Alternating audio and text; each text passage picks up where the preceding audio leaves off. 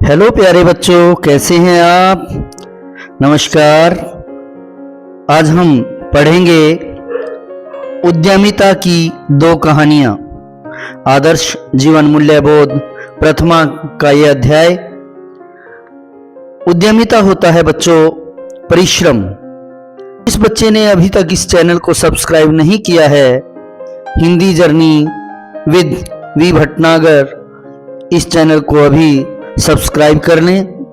Bell icon को जरूर दबा दें ताकि जो भी नया चैप्टर अपलोड हो आपको तुरंत नोटिफिकेशन मिल सके।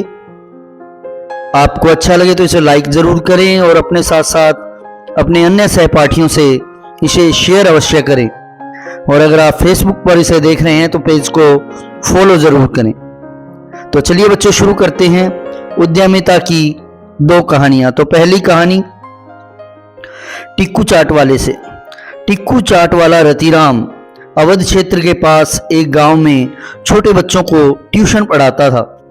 किसी तरह अपना जीवन यापन कर रहा था, जीवन का गुजारा चला रहा था।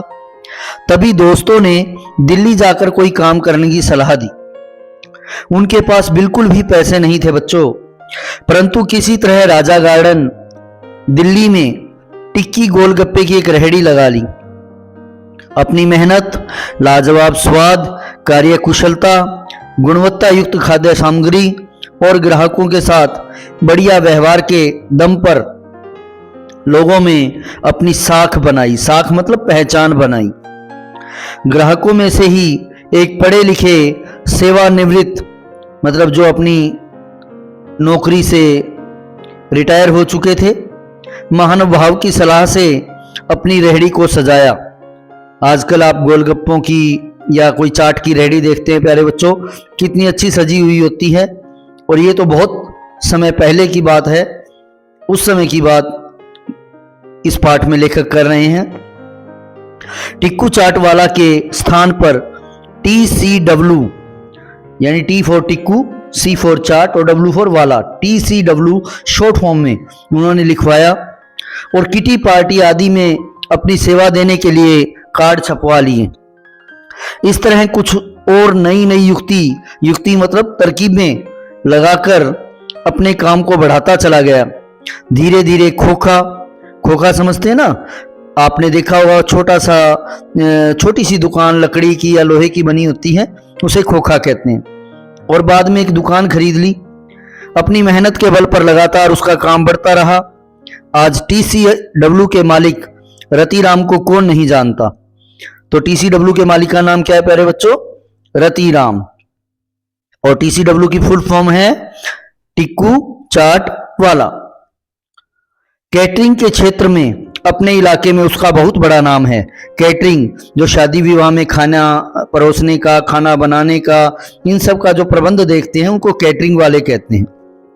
लगभग 1200 लोग इनके पास रोजगार प्राप्त कर रहे हैं, नौकरी कर रहे हैं। आज टिक्कू चाट वाला की सफलता की कहानी विभिन्न संस्थानों में MBA में, master in business and administration इसकी फुल फॉर्म है प्यारे बच्चों, में केस स्टडी में पढ़ाई जाती है। जो बच्चे MBA की पढ़ाई करते हैं उसमें केस स्टडी में पढ़ाई कराई जाती है और उसमें रतिराम TCW का जिक्र भी आता है। रतिराम युवा कारोबारियों के लिए एक प्रेरणा स्रोत और मिसाल है। कोई भी कार्य छोटा नहीं होता। रतिराम की सफलता की यह यात्रा कड़ी मेहनत, आत्मविश्वास और लगन की कहानी है। तो प्यारे बच्चों, हमने पहली कहानी पढ़ी TCW टिक्कू चाट वाले की कि किस तरह अपनी मेहनत, अपनी लगन और अपने आत्मविश्वास से एक रेहड़ी से शुरू करते करते वो अकेला व्यक्ति आज कई दुकानों का मालिक हो गया है और आज लगभग 1200 लोग उसके पास नौकरी कर रहे हैं। चलिए एक और कहानी पढ़ते हैं। खेल कूद के कपड़ों का ब्रांड शंभू सुरेश। दिल्ली वासी सुरेश सिंह एक एथलीट रहे। बाद में उन्होंने खेल कूद के लिए कपड़े बनाकर अपना व्यवसाय चलाने की सोची। एथलीट रहते हुए उन्हें खेल कूद के लिए अच्छे नेकर, जो आप निकर वगैरह डालते हैं, हाफ पैंट डालते हैं, उपलब्ध नहीं होते थे। इसलिए 1980 में सबसे पहले उन्होंने नेकर सिलकर साइकिल पर रखकर खेल के मैदानों पर बेचना प्रारंभ किया। एक अंतर्राष्ट्रीय स्तर के खिलाड़ी ने एक मुलाकात में इनको अच्छे गुणवत्ता वाले खेल कूद के कपड़े बनाने की सलाह दी। उस समय विदेशी ब्रांडों के कपड़े यहां पर चलते थे। अतः सुरेश सिंह ने 1912 में अपने बेटों के नाम से केवल 500 रुपए के निवेश के साथ शंभू सुरेश नाम की कपड़े सिलाई की दुकान खोली तथा अपने देश के खिलाड़ियों को खेल कूद के स्वदेशी वस्त्र उपलब्ध कराने का संकल्प लिया। अपने परिश्रम और अपनी कल्पना शक्ति के चलते इनका काम बहुत अच्छे से चल पड़ा। बेटे शंभू सिंह ने इंजीनियरिंग की नौकरी, जो इंजीनियरिंग कर रहा था वो सरकारी नौकरी प्राप्त कर ली, परंतु वह नौकरी छोड़कर अपने पिता के साथ हाथ बटाने लगे। तो बच्चों, इनका काम इतना चल गया कि बेटे को इंजीनियर की नौकरी मिली, तो उस काम को संभालने के लिए, पिता का काम संभालने के लिए उन्होंने इंजीनियरिंग की नौकरी छोड़ दी।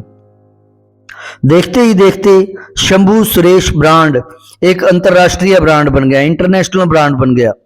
आज बड़े से बड़े खिलाड़ी शंभू सुरेश के खेल कूद के सामान को बड़े शौक से पहनते हैं। इस कंपनी में लगभग 800 कर्मचारी हैं, 4 फैक्ट्री हैं तथा 100 करोड़ से अधिक का टर्नओवर, मतलब एक साल में इनका इतना बिजनेस हो जाता है 100 करोड़ से ऊपर का। सुप्रसिद्ध खिलाड़ियों के अतिरिक्त भारतीय सेना में यह ब्रांड बहुत लोकप्रिय है।